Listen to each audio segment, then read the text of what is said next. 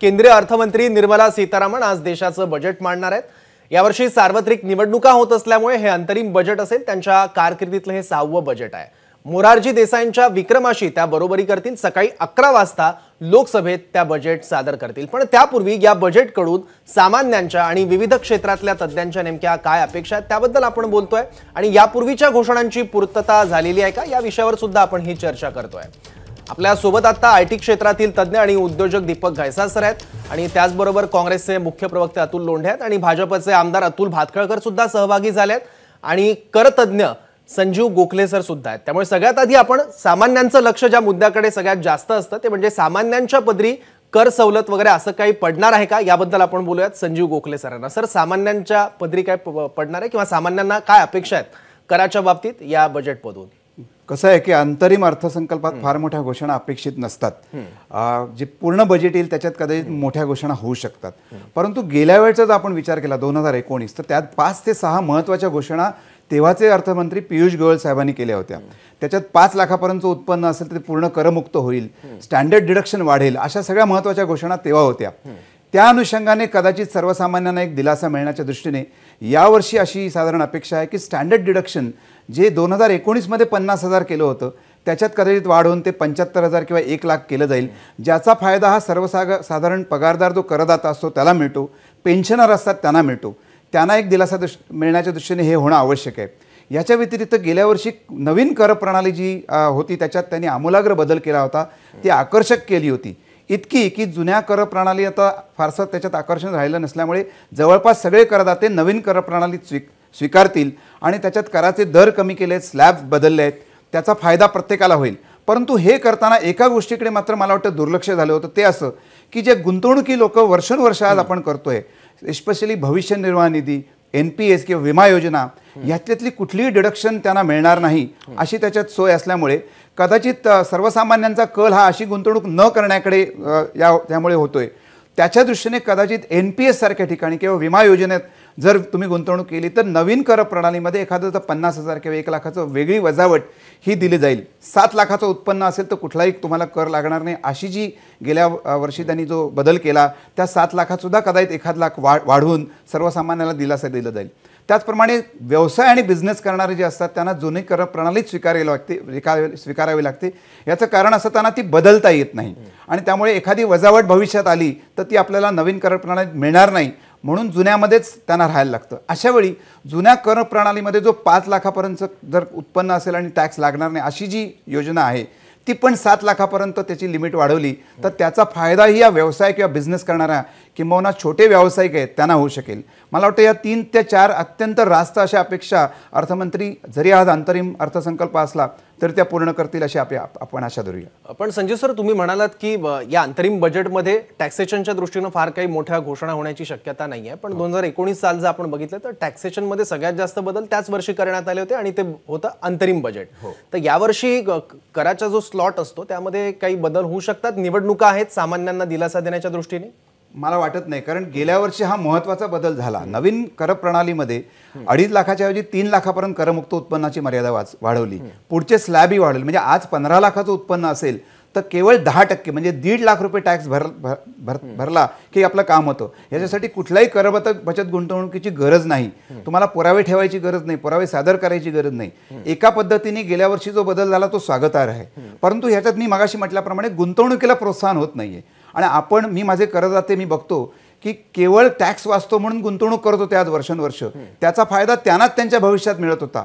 जर अशा पद्धतीने गुंतवणुकीची गरज राहणार नसेल तर ही चालना मिळणार नाही आणि अशा रीतीने सर्वसामान्य करदात्याला जर दिलासा द्यायचा असेल, तू आता म्हणाल्याप्रमाणे निवडणुकीच्या आधी तो दिलासा द्यायची एक आता संधी आहे, त्याच्यातनं दोन्ही गोष्टी साध्य होतील। सरकारचं फारसं नुकसान होणार नाही, मात्र गुंतवणुकीला चालना मिळेल, त्या करदात्याची भविष्य सुधारेल आणि शिवाय आता म्हटल्याप्रमाणे निवडणुकी तोंडावर आहेच, त्या सगळ्या दृष्टीने हा बदल होणं अत्यंत आवश्यक आहे। ठीक आहे, पुढचा प्रश्न अतुल भातखळकर तुमच्यासाठी आहे। 10 वर्ष मोदी सरकारला पूर्ण होत आहेत, या 10 वर्षात बऱ्याच मोठमोठ्या घोषणा झाल्या आहेत, बऱ्याच अचिव्हमेंट्स तुमच्या असतील, या निमित्तानं कोणत्या 2 अचिव्हमेंट तुम्हाला आठवतात गेल्या 10 वर्षातल्या? नाही, मुळामध्ये 10 वर्षाचा लेखाजोखा मांडण्याकरता नाही, पण ही सगळ्यात मोठी संधी आहे तो लेखाजोखा मांडण्यासाठी। एक्झॅक्टली, ते माननीय अर्थमंत्री त्या ठिकाणी मांडतीलच, पण मोदी सरकारचं सर्वात मोठं वैशिष्ट्य हे आहे की त्यांनी इन्फ्रास्ट्रक्चरवरचा खर्च कॅपेक्स ज्याला म्हणतात, भांडवली खर्च हा वाढवला. आपण काल परवाच पेपरला बातमी वाचली की रेल्वेने यावर्षीचा त्यांचा जो भांडवली खर्च होता हा डिसेंबरपर्यंतच त्यांनी 75% यावर्षीचा त्यांनी खर्च केला. भांडवली खर्च वाढवल्यामुळे रोजगाराची निर्मिती होते, सोयीसुविधा निर्माण होतात, त्यातून लोकांना उत्पन्न मिळतं आणि प्रायव्हेट इन्व्हेस्टमेंटला परत बूस्ट मिळते आणि त्याच्यामुळे त्या इन्व्हेस्टमेंटमुळे परत रोजगाराची निर्मिती होते. हा मोदी सरकारचा एक 10 वर्षातला विचार केला तर अत्यंत महत्त्वाचा पाऊल त्यांनी उचललं आणि जे इम्प्लिमेंट करून दाखवलं. मुख्य म्हणजे दुसरा मुद्दा, अर्थव्यवस्थेला गती देणं हे सरकारचं मूलभूत काम असतं. त्याच वेळेला समाजातला जो नाहिरे वर्ग असतो त्याला सक्षम करणं हे केंद्र सरकारचं किंवा सरकारचं अत्यंत महत्त्वाचं काम असतं.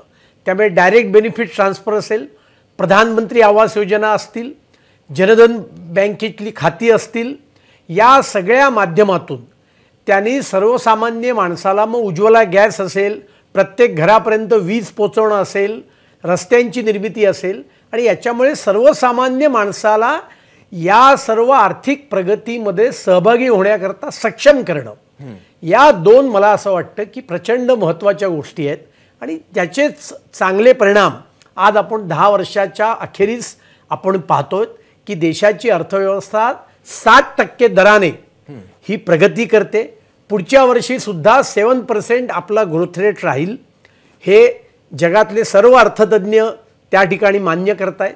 आणि त्याच्यामुळे कोविडसारख्या संकटानंतर जेव्हा जगातल्या विकसित देशांच्या अर्थव्यवस्था या महागाईशी झुंजत होत्या, 40 वर्षाच्या इतिहासातली सर्वाधिक मोठी महागाई ही युरोप अमेरिकेने अनुभवली, त्यावेळेला भारताच्या अर्थव्यवस्थेने महागाईचा दर हा RBIच्या 4 ते 6% बँडमध्ये ठेवण्यामध्ये केंद्र सरकारने यश मिळवलं.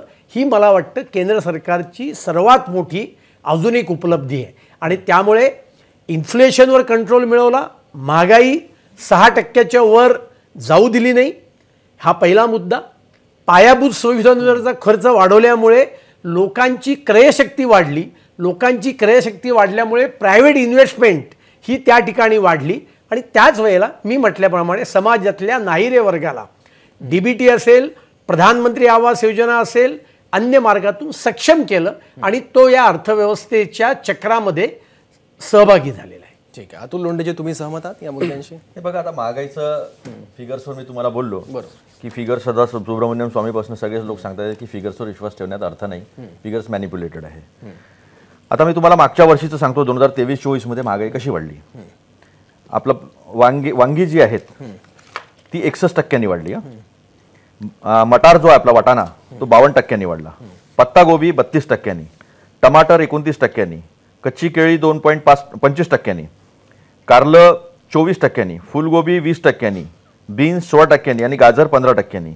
आणि तुवर डाळ जी आहे ती तर किती वरती गेलेली आहे ती आपण पाहिलेली आहे. खाण्याचं तेल 70 रुपये होतं ते 200 रुपयाच्या आसपास गेलेलं आहे. हे सगळं मागच्या 9-9.5 वर्षातल्या गोष्टी आहेत, या सगळ्या दिसत आहे. प्रायव्हेट इन्व्हेस्टमेंट अजिबात नाही, प्रायव्हेट इन्व्हेस्टमेंट डाऊन आहे. मी तुम्हाला अनएम्प्लॉयमेंटचा आकडा सांगितला, 20 ते 24 वर्षाच्या वयामध्ये 45% जे आहे ते अनएम्प्लॉयमेंट आहे. आता यांना ही आकडे मान्य नसेल तर श्रम पोर्टलवर 30 करोड लोकांनी जे रोजगारासाठी नोंदवलेले आहे आपले नावं, त्याचं काय 7 लाख जॉब क्रिएट झालेले आहे. रेल्वेमधले जॉब कमी झालेले आहेत आणि एवढी इन्व्हेस्टमेंट कॅपेक्स तुम्ही केलं, तुम्ही भारतमाला केलं, तुम्ही रोड्सच्या संदर्भात केलं, मग टोल तुम्ही किती वसूल केला.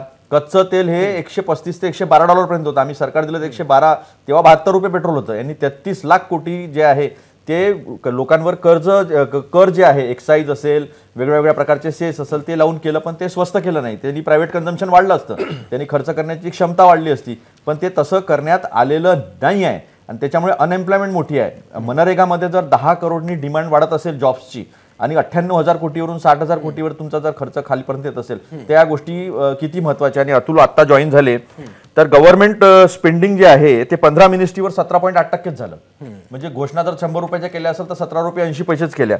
मग ते छोटे मध्यम उद्योग असतील, पेट्रोलियम असेल, सिव्हिल एव्हिएशन आहे, फूड प्रोसेसिंग फार महत्त्वाचं आहे जॉब क्रिएशनसाठी, कॉर्पोरेशन्समध्ये नाही आहे, मायनॉरिटी नाही आहे, ईस्टर्न मंत्रालय जे आहे, फार ईस्टर्न म्हणजे पूर्वोत्तरचे जे मंत्रालय आहेत त्याच्यामधला जो आहे तो खर्च आपल्याला बिलकुल दिसत नाही. सेव्हिंग रेट ड्रॉप झाला, म्हणजे आपला सेव्हिंग रेट असल्यामुळे आपल्याला खूप मोठी बॉयन्सी होती इकॉनॉमीला, तो 30% डायरेक्ट 5.2% आला. आणि टॅक्स कलेक्शन वाढलेला आहे, पण टॅक्स कलेक्शन लोकांच्या हाडातून रक्त काढण्यासारखं तुम्ही जीएसटी सगळ्या गोष्टीवर लावला आहे, दूध दही सगळ्या गोष्टीवर लावलेला आहे.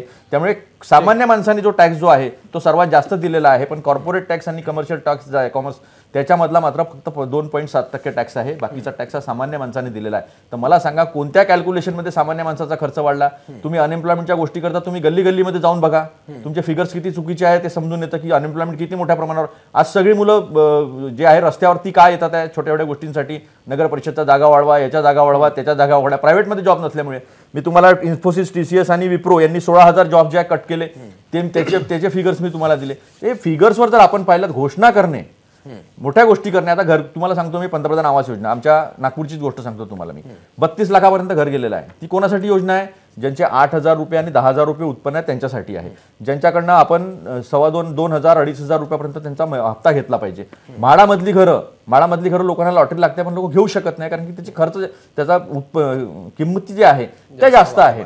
त्यामुळे वास्तविकता आपण जर पाहिलं, ग्राउंड रियालिटी, आणि मग तुम्ही घोषणा करता याच्यातली रियालिटी पाहिली. आता हे इंडियन इकॉनॉमी रिव्ह्यू आहे, हा त्या दिवशी मांडला, प्रयत्न केला त्यांनी 10 वर्षाचा. ठीक आहे, प्रत्येक सरकारला तो अधिकार आहे. तर सगळा रिव्ह्यू करून मी हे सगळे फिगर्स काढलेले आहे. ही या फिगर्सची वास्तविकता काय आहे? तुम्ही बजेटमधनं बँक रिकॅपिटलायझेशन केलं आहे ना, आपण पाहिलं ना, 75,000 कोटी 1 लाख कोटी जे आहे ते रिकॅपिटलायझेशन केलेलं आहे. तुम्ही कर्ज राईट ऑफ केलेले आहे, आणि तुम्ही म्हणता आमचं NPA 4%वर आला. इथे स्पष्टपणे दिसतं ना, तुम्ही आणला कसा आहे हे तर सांगा तुम्ही पहिले. त्यामुळे इन्व्हेस्टमेंटमुळे आला की लोकांनी प्रॉफिट घेतले की लोकांनी प्रायव्हेट इन्व्हेस्टमेंट केलेले आहे? नाही केलेले आहे. ठीक आहे, भातखळकरजी थोडक्यात मुद्दा, आणि त्यानंतर मी दीपक सरांकडे. नाही, मुळामध्ये ही चर्चा अर्थव्यवस्थेवरची आहे, कळलं की नाही. त्यामुळे इन्फ्लेशनचा संदर्भ करत असताना जगामध्ये कोविड नंतर काय घडलं? आपण सुमारे 1.5 लाख कोटी खर्च करून लोकांना मोफत व्हॅक्सिनेशन केलं, तरीसुद्धा 2%च्या वर फिस्कल डेफिसिट पण वाढवलं नाही.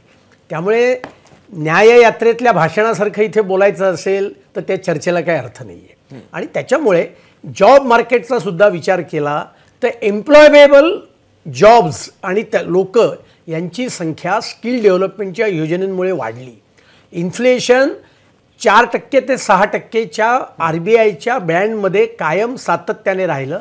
आणि जगाची अवस्था काय होती त्यावेळेला कोविड नंतर याचा विचार केला पाहिजे. एकीकडे म्हणायचे आकडे बनवी आहे, आणि म्हणायचं जो 10 वर्षाचा रिपोर्ट काढला परवा त्याच्या आधारावर मी बोलतोय, म्हणजे ते आकडे खरे मानायचे आणि जे सोयीचे ते खरे मानायचे. असा काही मुद्दा नसतो.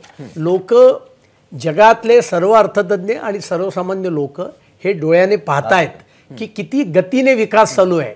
2 लेनचे रोड 4 लेन होत आहेत.